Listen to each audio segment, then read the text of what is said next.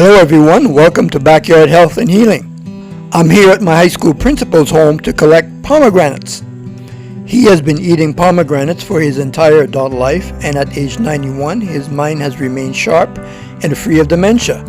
There are research studies which show that using pomegranate products can improve memory and brain activity in older adults.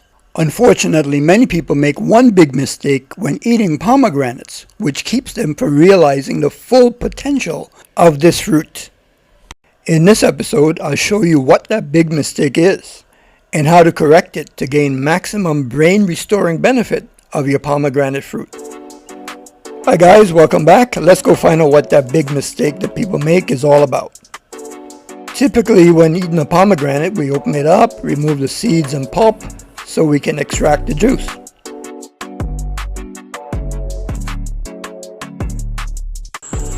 When we're done, we'd be left with the peel, as you can see here, which we would typically just toss into the trash.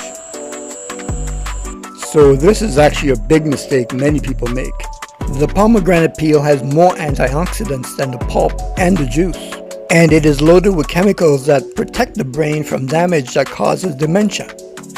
We correct this error by chopping the peel into small pieces, grinding the peel into a fine consistency.